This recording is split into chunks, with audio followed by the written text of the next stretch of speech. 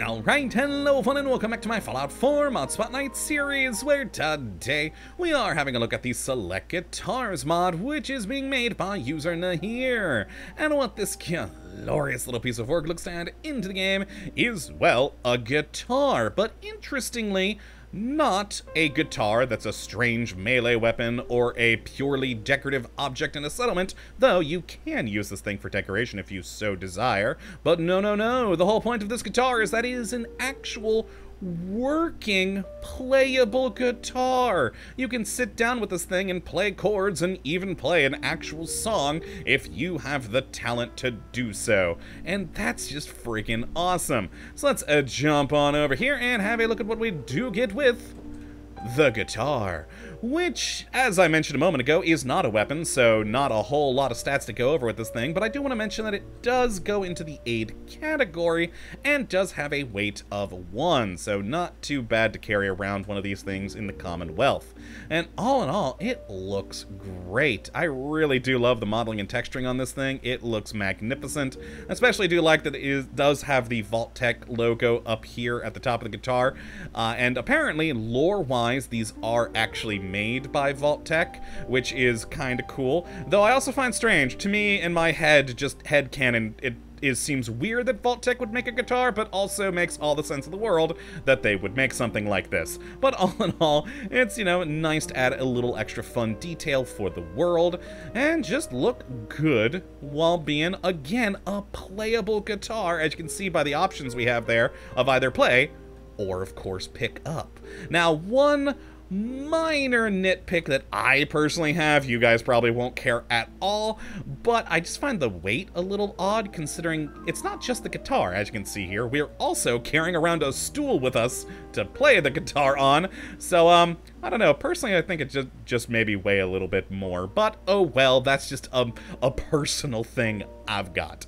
So let's actually go ahead and pick this thing up to play around with it here in a moment, but first we gotta talk about how you do get your hands on one of these things. And it's pretty simple. You'll have to actually head out into the world over to Bunker Hill, where you'll find a man named Scott there with a guitar next to him, and you can buy that guitar from him for 200 caps. And once you have that guitar in hand, you can then actually go to any chemistry station in the world, and you'll now have a guitar category. So you'll have one for 200 caps, and then you can build the remaining 9 separate guitars of a different, I was about to say qualities, but no, different textures to more fit your aesthetic. And there's a black, blue, classic, drifter, gray, green, red, stranger, and white guitars.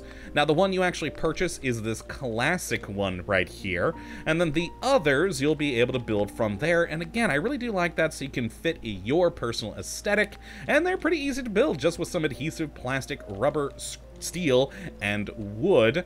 And yeah, just overall pretty nifty.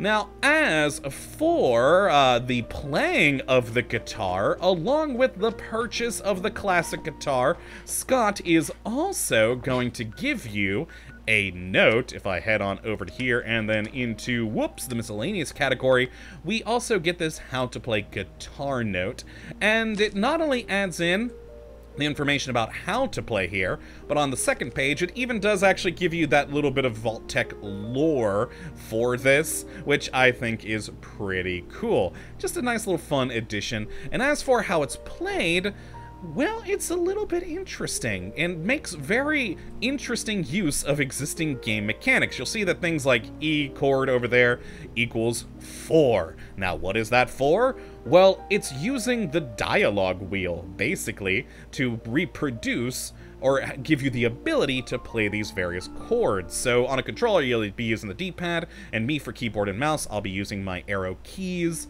And yeah, the 4, I believe, is up.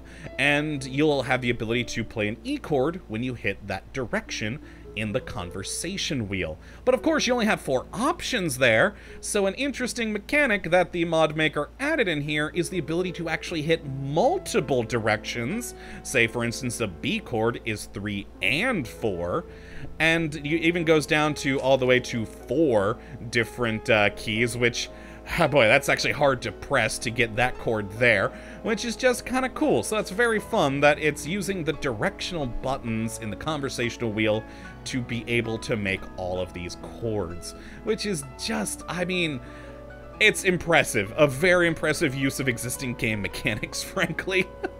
So let's actually go over here and set up our guitar. We could play any of these ones I've already set up over here, of course, the 9 different color variations. But let's actually quickly go and, you know, show how to set this thing up. Because the camera is going to be a bit interesting here, so actually we'll drop this one real quick. So if I just face this direction towards the actual drive-in, and then place down the guitar, and then sit, you'll notice the camera is facing the direction we were from. So it's basically that same sort of view, but of course we're now in third person, and if we stand back up by just using any of the WASD keys to move around, we can then go and pick it up after, of course, oh boy, we get back into first person. That's one thing I really don't like about this mod. It keeps you in third person after you get kicked out of the camera. But yeah, so if I wanted to, say, face the stage to actually play here today, we're going to have to turn around and then place down the guitar as such. And so we're now facing our lovely stage. So just something to keep in mind if you're wanting to be facing a certain direction. As you can see, we can move the, you know, camera around a little bit in here. Can even zoom in and out as well. And the important thing, though, is that we have now our conversational wheel.